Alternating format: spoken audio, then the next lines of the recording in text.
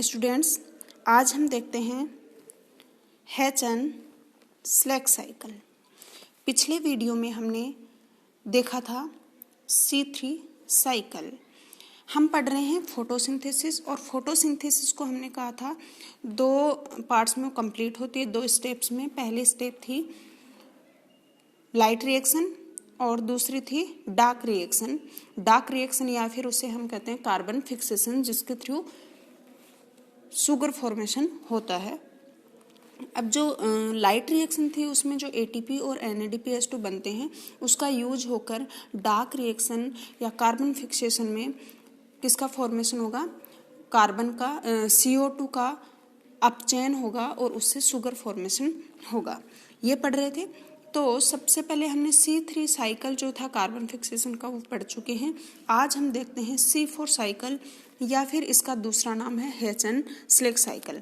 क्योंकि हमने जब कार्बन फिक्सेशन या डार्क रिएक्शन की बात की थी तो वहाँ कहा था कि पहले ये माना जाता था कि कार्बन फिक्सेशन प्लांट्स में सिर्फ C3 साइकिल या केल्विन साइकिल के थ्रू ही होता है, लेकिन उसके बाद हैचन स्लैक ने कहा कि कार्बन फिक्सेशन का इसके अलावा एक अल्टरनेट पाथवे और होता है, जिसे उन्होंने C4 साइकिल या फिर हैचन स्लैक साइकिल कहा। अब हम ये देखते हैं कि दोनों को, एक को C3 साइकिल कह रहे हैं और दूसरा C4 साइकिल, दोनों में क्या डिफरेंस है। C3 साइकिल जो होता है दोनों ही कार्बन फिक्सेशन के साइकिल है जिससे शुगर फॉर्मेशन होगा, लेकिन C3 है इस साइकिल में कार्बन फिक्सेशन के दौरान बनने वाला प्रथम स्टेबल कंपाउंड है वो 3 कार्बन वाला PGA बनता है, फॉस्फोग्लिसरिक एसिड, जिसमें 3 कार्बन होते हैं, इसलिए इसे C3 साइकिल कहते हैं। हैचन स्लैक साइकिल में कार्बन फिक्सेशन के दौरान बनने वाला प्रथम स्टेबल यौगिक जो है वो बनेगा 4 कार्बन वाला ऑक्जेलो एसिटिक एसिड। ये डाइकार्बोक्जिलिक एसिड होता है, ऑक्जेलो एसिटिक एसिड। तो इसमें 4 कार्बन होने की वजह से इसे क्या नाम दिया है? C4 cycle. और हैचन स्लैक ने इसके बारे में स्टडी की, सबसे पहले बताया, इसलिए इसे कहते हैं हैचन स्लैक साइकिल। अब हम देखते हैं सबसे पहले जो C3 साइकिल है कार्बन फिक्सेशन का, वो C3 प्लांट्स में होता है, और C4 साइकिल है वो C4 प्लांट्स में। तो इन C4 प्लांट्स की हम विशेषताएं देखते हैं, क्या क्या विशेषताएं होती हैं इसकी। काफ़ी विशेषताएं होती हैं C4 प्लांट्स की, लेकिन मुख्यतः हम यहाँ एक बार 4 विशेषताएं देखते हैं, उसके बाद इसके बाकी के कैरेक्टरिस्टिक्स हैं वो बाद में देखते हैं। सबसे पहले हम बात करें इनमें C4 प्लांट्स में बहुत इम्पोर्टेंट है, क्रेंज एनाटोमी पाई जाती है। क्रेंज एनाटोमी क्या होती है? इसमें C4 प्लांट्स में 2 टाइप के क्लोरोप्लास्ट पाए जाते हैं। लीफ के स्ट्रक्चर में हमने देखा था अपर एपिडर्मिस, लोअर एपिडर्मिस, बीच में यहाँ क्या होते हैं? यहाँ मेसोफिल टिश्यू होता है, और यहाँ क्या है? Xylem phloem vascular bundle. अब यहाँ जो मेसोफिल टिश्यू होता है, प्रणमध्योतक कोशिकाएं होती हैं, उनमें जो क्लोरोप्लास्ट होता है वो आकार में छोटा होता है और ग्रेना उसमें प्रेजेंट होता है। लेकिन इस वेस्कुलर बंडल के चारों ओर कुछ बंडल शीथ सेल्स होती हैं, प्रणमध्योतक कोशिकाएं होती हैं, लेकिन ये इस वेस्कुलर बंडल के चारों ओर शीथ बनाती हैं, एक आवरण बना लेती हैं, और इनमें जो क्लोरोप्लास्ट होता है वो आकार में बड़ा होता है, साथ ही इनमें ग्रेना एब्सेंट होता है। तो इसमें 2 प्रकार के क्या पाए जाते हैं? क्लोरोप्लास्ट। जो नॉर्मल मेसोफिल टिश्यू होता है उसमें क्लोरोफिल कैसा होगा? क्लोरोप्लास्ट आकार में छोटा होगा और ग्रेना होगा, जबकि जो प्रणमध्योतक कोशिकाएं जो वेस्कुलर बंडल के चारों ओर हैं उनमें क्लोरोप्लास्ट बड़ा होगा और ग्रेना रहित होगा। इसे हम कहते हैं क्रेंज एनाटोमी। ये इसके चारों ओर बंडल शीथ बनाती हैं, इस स्ट्रक्चर को हम कहते हैं क्रेंज एनाटोमी। ये सिर्फ C4 प्लांट्स में पाई जाती है। अब हम आगे देखेंगे कि इसमें ये C4 साइकिल किस तरीके से चलता है, C3 से किस प्रकार से डिफरेंट होता है। तो पहला ही कैरेक्टरिस्टिक है C4 प्लांट्स का कि इनमें क्रेंज एनाटोमी पाई जाती है, C3 में नहीं होती। दूसरा, इनका जो CO2 का कंपनसेशन पॉइंट होता है वो लो होता है। लो कंपनसेशन पॉइंट होता क्या है CO2 का कि हम फोटोसिंथेसिस के लिए प्लांट्स जो बाहर से CO2 ले रहे हैं और रेस्पायरेशन के दौरान CO2 जो बाहर निकल रही है, अगर वो दोनों बराबर हैं, मतलब कंपनसेट हो रहा है उस पॉइंट पे, उसको हम कहते हैं CO2 का कंपनसेशन पॉइंट। तो ये C4 प्लांट्स में कंपनसेशन पॉइंट होता है वो लो होता है, जबकि C3 में हाई होता है। लो इसलिए होता है क्योंकि इसके पास ऑलरेडी C4 प्लांट्स के पास CO2 की कंसंट्रेशन हाई होती है, तो CO2 की कंसंट्रेशन C4 प्लांट्स के लिए ज़्यादा होने की वजह से इनका कंपनसेशन पॉइंट ज़्यादा लो होता है, और इसीलिए इनका निम्न जो CO2 कंसंट्रेशन है अगर एनवायरनमेंट में, तो C4 प्लांट्स में कार्बन फिक्सेशन पे ज़्यादा इफेक्ट नहीं होता।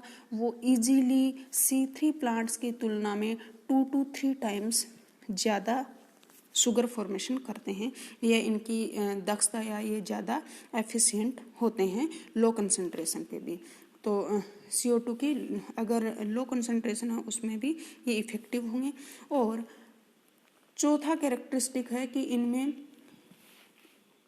कार्बन CO2 फिक्सेशन के दौरान बनने वाला प्रथम स्टेबल स्थायी यौगिक है वो ऑक्जेलोएसिटिक एसिड 4 कार्बन वाला होता है, इसलिए C4 प्लांट्स हैं। तो ये 4 कैरेक्टरिस्टिक्स इनके होते हैं। अब हम देखें कि ये C4 साइकिल किस तरीके से चलता है। तो अभी हमने क्रेंज एनाटोमी में देखा था कि इनमें 2 प्रकार के सेल होते हैं, एक नॉर्मल मेसोफिल सेल और दूसरी बंडल शीथ सेल।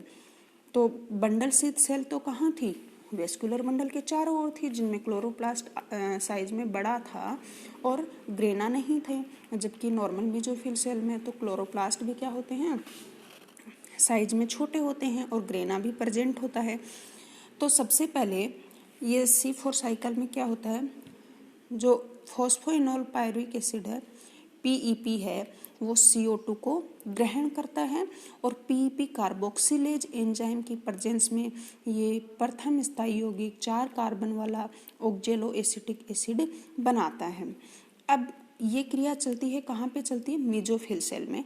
और ये ऑक्जेलोएसिटिक, अब एक ऑक्जेलोएसिटिक एसिड बना है, यहाँ तक की क्रिया साइटोसोल में ही होती है सेल के। उसके बाद ये ऑक्जेलोएसिटिक एसिड है वो क्लोरोप्लास्ट में जाता है और क्लोरोप्लास्ट में जाके ये NADP मेलेट डिहाइड्रोजिनेज की प्रेजेंस में, और एक को एंजाइम होगा NADPH2, उसके NADPH की प्रेजेंस में क्या बनाएगा? मेलेट या मेलिक एसिड। कई बार यहाँ ऑक्जेलोएसिटिक एसिड से एस्पार्टेट भी बन जाता है और कई बार मेलेट, उसको हम आगे देखेंगे। तो ऑक्जेलोएसिटिक एसिड से क्लोरोप्लास्ट में क्या बना? मेलेट डिहाइड्रोजिनेज एंजाइम की प्रेजेंस में। अब ये मेलेट है वो बंडल शीथ सेल में आएगा और बंडल शीथ सेल में प्रवेश करके ये वापस से क्या बनाएगा? पायरुवेट बना देगा। और ये साथ में एक, क्योंकि यहाँ पायरुवेट के साथ में ये 3 कार्बन तो यहाँ चले गए और एक कार्बन CO2 निकलेगा, और ये CO2 है बंडल शीथ सेल में C3 साइकिल चलाएगा, और वो C3 साइकिल सेम वैसा ही होगा जो हमने पहले पढ़ा है, और उससे क्या बनेगा? Sugar formation. और ये इधर जो पायरुवेट है ये वापस से एक ATP यूज करेगा और इसका फॉस्फोरिलेशन होने से वापस से PEP में कन्वर्ट हो जाएगा और वापस से ये साइकिल चलाएगा। तो इस तरीके से हमने इस साइकिल में देखा कि एक तो 2 टाइप का क्लोरोप्लास्ट काम आ रहा है यहाँ पे, एक मेसोफिल सेल वाला और दूसरा बंडल शीथ सेल में, जबकि C3 प्लांट्स में सिर्फ क्या थी? मेसोफिल सेल्स में ये हो रहा था, ये C3 साइकिल वहाँ चल रहा था, जबकि इसमें बंडल शीथ सेल्स में चलता है। दूसरा हमने 2 जगह यहाँ पे देखा कार्बोक्सिलेशन हो रहा है, एक तो यहाँ पे PEP ग्रहण कर रहा है CO2 को, कार्बोक्सिलेशन हो रहा है। दूसरा यहाँ ये CO2 है वो केल्विन साइकिल हमने जहाँ पढ़ा था वहाँ देखा था RUDP लेता है, ग्रहण करता है, उसका कार्बोक्सिलेशन होता है। तो ये यहाँ भी वैसे ही चलेगा। तो यहाँ पे कार्बोक्सिलेशन है वो 2 जगह हो रहा है, एक PEP का, एक RUDP का। तो ये था हेचन-स्लेक साइकिल। अब इसमें भी डाइवर्सिटी देखने को मिलती है C4 साइकिल में भी। ये 3 टाइप का हो सकता है, एक NADP मेलिक एंजाइम टाइप का, दूसरा NAD मेलिक, ये यहाँ पे NADP है, ये NAD मेलिक टाइप का, और तीसरा PP कार्बोक्सिलेज टाइप का। तो हम तीनों देखते हैं। ये पहला है NADP मेलिक एंजाइम टाइप का। इसमें देखो ये तो मीजोफिल सेल है इधर वाली, और ये क्या है, बंडल स्थित सेल है। मीजोफिल सेल में देखो सबसे पहले अभी हमने देखा था C4 साइकिल में PEP होता है, वो CO2 ग्रहण करके कार्बोक्सिलेशन इसका होगा ऑक्जेलोएसिटिक एसिड। ये ऑक्जेलोएसिटिक एसिड का हम ना साइटोसोल में, अब ये कहाँ जाएगा, क्लोरोप्लास्ट में OA, और यहाँ पे मेलेट बनेगा। अब ये मेलेट है, मेलेट डिहाइड्रोजिनेज की प्रेजेंस में मेलेट बना। अब ये मेलेट है वो क्लोरोप्लास्ट में कहाँ जाएगा, बंडल स्थित के क्लोरोप्लास्ट में जाएगा, और वहाँ पे वापस से क्या होगा, इसका NADP प्लस का रिडक्शन होगा, और इसका ऑक्सीडेशन होकर ये क्या बन जाएगा, पायरुवेट में कन्वर्ट हो जाएगा, और एक CO2 निकलेगी। ये CO2 से C3 साइकिल से यहाँ पे क्या बन जाएगा, शुगर फॉर्मेशन होगा। ये यहाँ पायरुवेट है, ये वापस मेजोफिल सेल में आएगा, और 2 ATP यूज करके फॉस्फोरिलेशन होगा और PEP बनेगा, और ये वापस साइकिल चलेगा। इसमें NADP मेलेट डिहाइड्रोजिनेज काम आ रहा है, इसलिए ये है NADP मेलिक एंजाइम टाइप का। दूसरा है NAD मेलिक एंजाइम टाइप का, तो इसमें भी क्या होगा, यहाँ क्लोरोप्लास्ट में ये पायरुवेट है, यहाँ से PEP ने ऑक्जेलोएसिटिक एसिड बनाया। ये ऑक्जेलोएसिटिक एसिड इधर से एलेनिन के साथ मिलके एस्पार्टेट बनाता है, और एस्पार्टेट है वो बंडल स्थित सेल में जाएगा, और यहाँ पे इसका ट्रांसएमिनेशन होगा, और इधर क्या बनेगा, मेलेट बनेगा। इस मेलेट से वापस से क्या होगा, पायरुवेट और CO2 निकलेगा। CO2 से क्या चलेगा, क्लोरोप्लास्ट में, बंडल स्थित के क्लोरोप्लास्ट में C3 साइकिल, और इधर ये पायरुवेट वापस से इसका क्या हो जाएगा, ट्रांसएमिनेशन होगा और एलेनिन बनेगा। ये एलेनिन वापस जाएगा, इस एलेनिन से इधर क्या है, पायरुवेट बनेगा, और ये इधर वापस यूज होके ये साइकिल ऐसे चलेगा। तो यहाँ पे क्या है, ये देखो यहाँ NAD था, इसलिए ये NAD मेलेट डिहाइड्रोजिनेज था, इसलिए NAD मेलिक एंजाइम टाइप का साइकिल है। तीसरे टाइप का एक और चलता है PEP कार्बोक्सिलेज टाइप का। यहाँ पे क्या होगा, ये PEP है, इसका कार्बोक्सिलेशन होगा, ऑक्जेलोएसिटिक एसिड बनेगा, वही ये ट्रांसएमिनेशन होके क्या बन जाएगा, ये एस्पार्टेट इधर बंडल स्थित सेल में जाएगा, ये वापस से ऑक्जेलोएसिटिक एसिड बनाएगा, और ऑक्जेलोएसिटिक एसिड इसके क्लोरोप्लास्ट में जाएगा, और यहाँ से CO2 निकलेगा, उसका तो क्या हो जाएगा, C3 साइकिल से शुगर फॉर्मेशन होगा, और यहाँ पे वापस क्या बनेगा, PEP यहीं, और ये PEP है, ये वापस से PEP के साथ एलेनिन बनेगा, और ये वापस से यहाँ जो साइकिल चला था वैसे चलेगा। तो ये C4 साइकिल में अलग अलग टाइप की डाइवर्सिटी भी होती है, 3 टाइप की डाइवर्सिटी। अब हम देखते हैं, जैसे C4 प्लांट्स के कैरेक्टरिस्टिक्स हमने अभी पढ़े थे, जिनमें से एक पढ़ा था, पहले हम C4 प्लांट्स की बात करें तो ये C4 प्लांट्स कैसे होते हैं। C4 साइकिल जो है वो C4 प्लांट्स में चलता है, और ये C4 साइकिल ज़्यादातर जो ट्रॉपिकल प्लांट्स होते हैं, मतलब C4 प्लांट्स कैसे होते हैं, ट्रॉपिकल एंड सब ट्रॉपिकल, ये ज़्यादा टेम्परेचर पे अच्छे से एफिशिएंटली ग्रो करते हैं। और ये इन जिनमें C4 साइकिल चलते हैं वो लगभग 11 फैमिली तो डाइकोट्स की हैं और 2 फैमिली मोनोकोट्स की हैं, उनमें ये साइकिल पाया जाता है। C4 साइकिल की सबसे पहले खोज शुगरकेन में की गई थी। C4 प्लांट्स की बात करें, जैसे मोनोकोट में हमने कहा 2 फैमिलियाँ, जैसे एक साइप्रेसी में होता है और दूसरा पोएसी में, जिसमें जैसे मक्का में होता है जवार, बाजरा, गन्ना, और जो साइनोडोन, डेक्टाइलोन, दूब घास है, इन सब में मोनोकोट में चलता है। डाइकोट की हम बात करें तो एजोएसी है, एमरेंथेसी, चिनोपोडियसी, एस्ट्रेसी, यूफोर्बिएसी, इन फैमिलीज में ये C4 साइकिल चलता है। C4 साइकिल पहली बात ये सिर्फ एंजियोस्पर्म में ही होता है, बाकी प्लांट्स में नहीं होता। और एंजियोस्पर्म की भी ये प्लांट ज़्यादातर क्या होते हैं, हर्बसी होते हैं, ये कभी भी ट्रीज नहीं होते हैं। अब हम देख रहे हैं C4 प्लांट्स के अदर कैरेक्टरिस्टिक्स, जिनमें से पहली हमने देख लिया था कौन सा, कि C4 प्लांट्स में क्रेंज एनाटोमी पाई जाती है। तो क्रेंज एनाटोमी में हमने अभी थोड़ी देर पहले ही देखा था क्या होता है इनमें। ये देखो, ये अपर एपिडर्मिस, ये लोअर एपिडर्मिस, ये स्टोमेटा है यहाँ।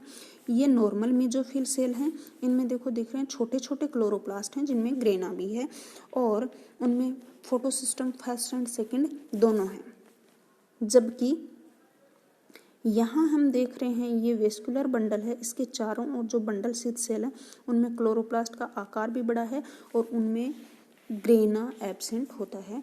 तो ये अभी हमने कहा यहाँ पहले क्या होता है, ऑक्जेलोएसिटेट और एस्पार्टेट या फिर मेलेट बनते हैं, और ये फिर कहाँ जाते हैं, बंडल स्थित सेल में जाता है, वहाँ पे C3 साइकिल होता है और वहाँ से वापस से PEP बन के आता है, वो वापस इधर आता है। तो इस प्रकार से ये साइकिल इनमें चलता है।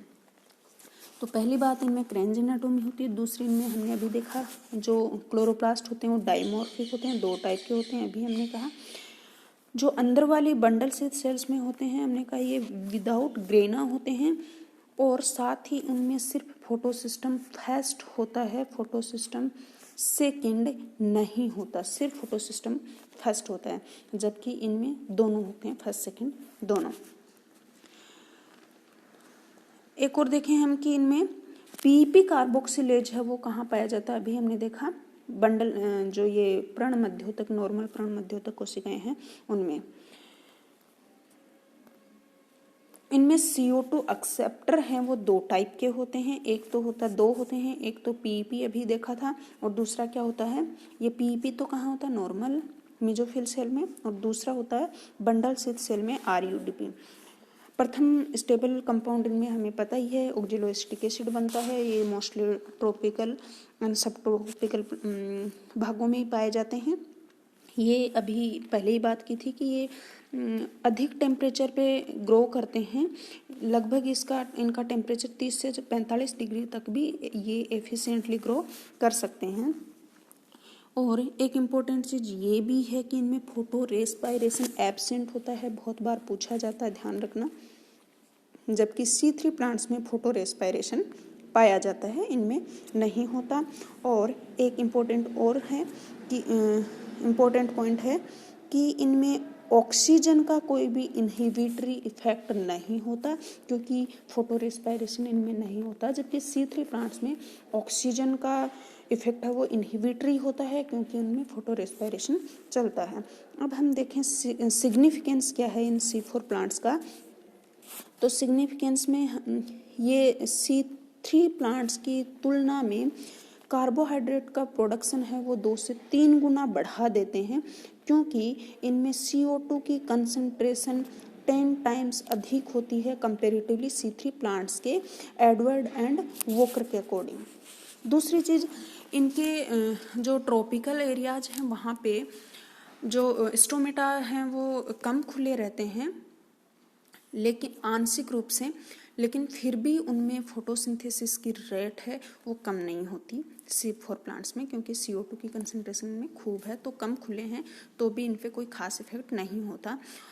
और ये C4 प्लांट्स की अडेप्टेशन क्षमता को अधिक तापक्रम और प्रकाश में भी बढ़ाता है। उसके बाद हम देखें C3 और C4 प्लांट्स में अगर कंपैरिजन करें, तुलना करें, तो अभी देखा कि CO2 है वो ग्राही दोनों में कौन होता है, C3 प्लांट्स में सिर्फ RUBP होता है, जबकि C4 प्लांट्स में PEP होता है मेसोफिल सेल्स में और RUBP होता है बंडल स्थित सेल में।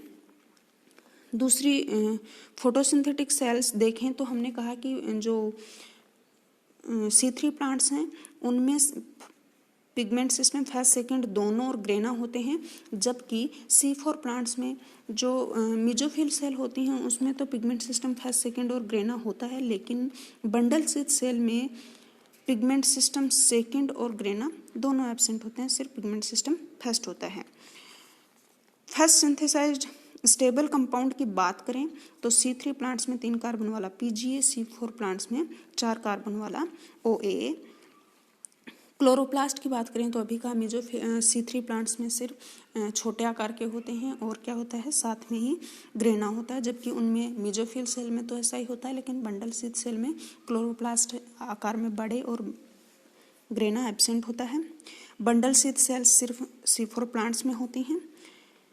कार्बन एसिमिलेशन की बात करें तो इसमें सिर्फ केल्विन चक्कर द्वारा होता है, जबकि C4 प्लांट्स में जो मेसोफिल सेल हैं उसमें C4 साइकिल चलता है और बंडल शीथ सेल में C3 साइकिल चलता है। कार्बोक्सिलेशन है वो C3 प्लांट्स में केवल एक बार होता है RUDP के द्वारा, जबकि C4 प्लांट्स में भी देखा 2 बार होता है PEP और RUDP द्वारा।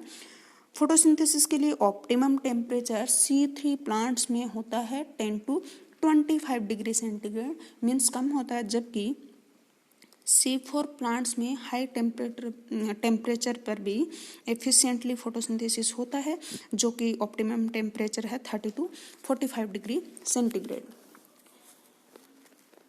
इनमें फोटो रेस्पिरेशन C3 प्लांट्स में नहीं होता है, जबकि C4 प्लांट्स में नहीं होता है। ऑक्सीजन इनहिबिशन की बात करें तो C3 प्लांट्स में होता है, C4 में नहीं होता। और CO2 fixation rate C3 plants में निम्न होती है, लो होती है, जबकि C4 में हाई होती है। और कार्बोक्सिलेज एंजाइम की बात करें तो C3 प्लांट्स में रूबिस्को एंजाइम होता है, जबकि C4 प्लांट्स में PP कार्बोक्सिलेज भी होता है और रूबिस्को 2 होते हैं। तो ये था हमारा हेचन-स्लेक साइकिल।